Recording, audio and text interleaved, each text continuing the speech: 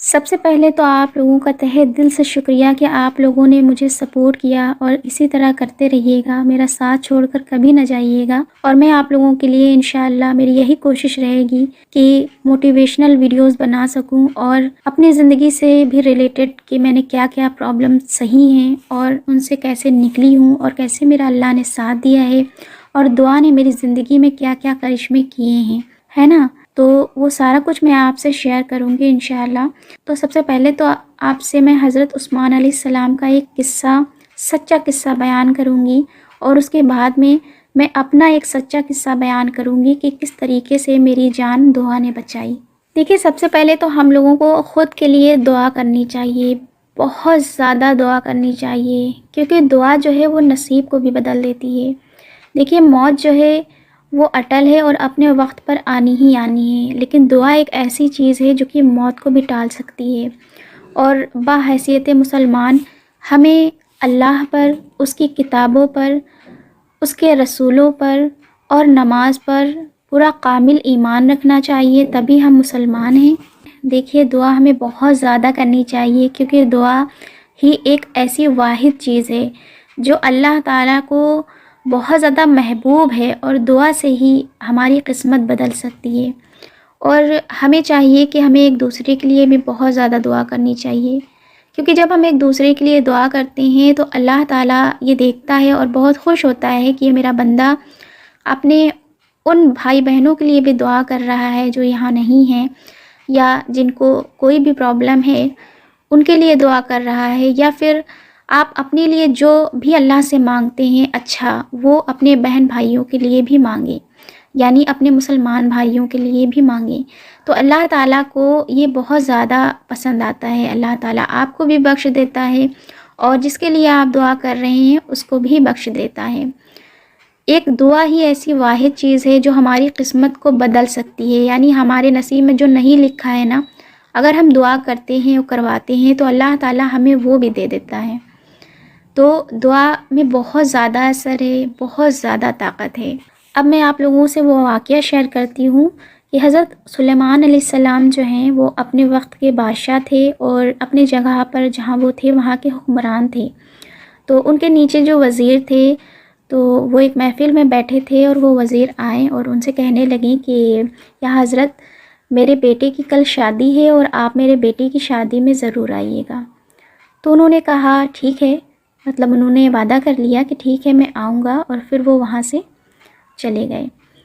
پھر دوسرے دن یہ ہوا کہ جب وہ وہاں جانے کے لیے تیار ہو رہے تھے شادی میں، تو ان کے پاس ملک الموت کا بھی آنا جانا رہتا تھا، اور وہ آ کر بیٹھا کرتے تھے۔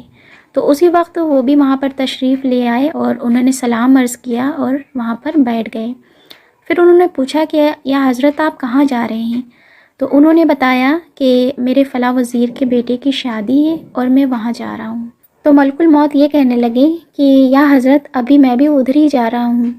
کیونکہ جس لڑکے کی شادی ہے اس کی زندگی پوری ہو گئی ہے، اور عین اس وقت جب وہ شادی کے لیے جانے لگے گا تب وہ اللہ تعالیٰ کی طرف سے حکم ہوا ہے کہ اس کی روح قبض کر لی جائے۔ تو وہ یہ کہنے لگے کہ میرا مشورہ آپ کو یہ ہے کہ آپ وہاں نہ جائیں، کیونکہ ابھی تھوڑی دیر میں وہاں پر ماتم مچ جائے گا اور آپ یہ سب کچھ دیکھ کر بہت زیادہ دکھی ہو جائیں گے۔ تو یہ بات سن کر حضرت سلیمان علیہ السلام بہت زیادہ دکھی ہوئے، اور پھر یہ سوچنے لگے کہ پھر میں وہاں جا کر کیا کروں، ابھی تھوڑی دیر میں تو وہاں پر ماتم مچ جانا ہے اور شادی تو ہونی نہیں ہے، اس لیے پھر وہ وہاں پر نہیں گئے۔ دوسرے دن حضرت سلیمان علیہ السلام دربار لگا کر بیٹھے تھے، اور وہ وزیر وہاں پر آیا، اس کے ہاتھ میں کچھ مٹھائی تھی، اور اس نے آتے ہی حضرت سلیمان علیہ السلام سے شکوہ کیا کہ آپ ہمارے گھر شادی میں نہیں آئے، آپ ہماری خوشی میں شامل نہیں ہوئے، میرے بیٹے کی شادی تھی۔ تو انہوں نے حیرت سے پوچھا ہو گئی تمہارے بیٹے کی شادی؟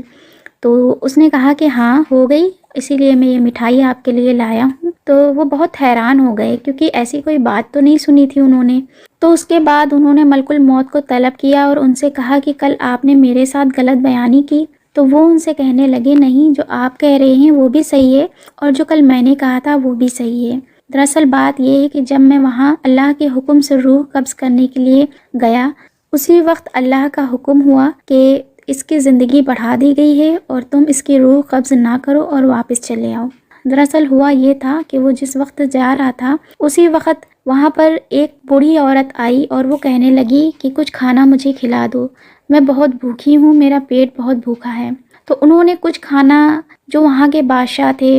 اور اونچے اونچے لوگ تھے ان کے لیے بنوایا تھا، اور کچھ جو غریب طبقے کے لوگ تھے ان کے لیے بنوایا تھا۔ تو اس نے کہا اپنے نوکروں سے کہ جاؤ اور جو بہت اچھا اچھا کھانا بنا ہوا ہے ان میں سے تھوڑا تھوڑا لے آؤ اور لا کر اس کو پیٹ بھر کے کھانا کھلاؤ۔ تو ان نوکروں نے یہی کیا اور وہ جا کر کھانا لے کر آئے اور اس کو اچھے سے کھانا کھلایا۔ تو جب اس فقیر عورت نے پیٹ بھر کے کھانا کھا لیا تو اس نے اس وزیر کے بیٹے کو دعا دی تھی کہ اللہ تعالیٰ تمہارے بیٹے کی لمبی عمر کرے اور وہ اپنے گھر میں خوش اور آباد رہے اور آپ کا بیٹا بہت ساری خوشیاں پائے۔ تو دیکھیں جیسے ہی اس نے دعا کی، یہ دعا اس کی عرش تک پہنچی اور اللہ نے اس کی دعا قبول کر لی، اور یہ بات اس عین وقت کی ہے جب ملک الموت اس کی روح قبض کرنے کے لیے کھڑے ہی تھے۔ تو دیکھیں دعا کیا کچھ نہیں کر سکتی۔ ٹھیک ایسا ہی میرے لائف میں بھی ہوا ایک بہت بڑا کرشمہ کہ میں اب سے 2 سال پہلے اس دنیا سے رخصت ہو چکی ہوتی، لیکن دعا نے ہی میری زندگی بچا لی، دعا نے ہی مجھے آج زندہ رکھا ہے، صحیح سلامت رکھا ہے۔ جب میرے سسرال والوں نے یہ سارا کھیل رچایا تھا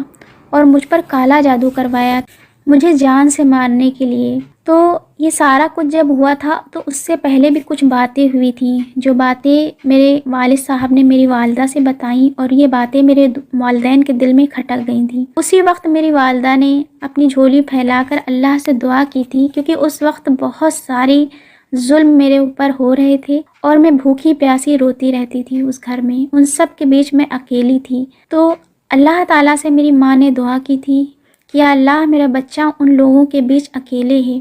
اس کی حفاظت کرنا، اس کی لمبی عمر کرنا، اس کو ہر طرح کے نقصان سے بچانا، میں نے اسے تیری حفاظت میں دیا، میرے اللہ میرے بچے کی حفاظت کرنا۔ تو دیکھیں سب کچھ کرنے کے بعد بھی، سارا کچھ کرنے کے بعد بھی، سارا کھیل رچانے کے بعد بھی اللہ تعالیٰ نے مجھے عین وقت پہ بچایا، اور میرے بدلے جس نے جو کچھ بھی کیا تھا نا وہ اس دنیا سے رخصت ہو گیا۔ اور یہ سارا منظر جس دن گزرا تھا، یقین جانے میرے پیروں تلے سے زمین کھسک گئی تھی۔ میں نے اس دن محسوس کیا کہ پیروں تلے سے زمین کھسکنا کسے کہتے ہیں، اور مجھے دوبارہ زندگی ملی، اور میں جتنا بھی شکر ادا کروں کم ہے۔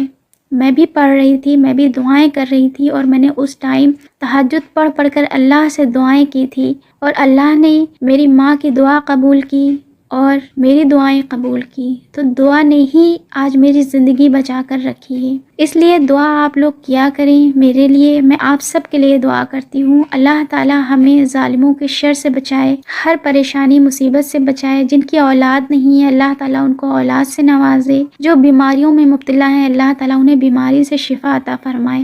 آمین ثم آمین۔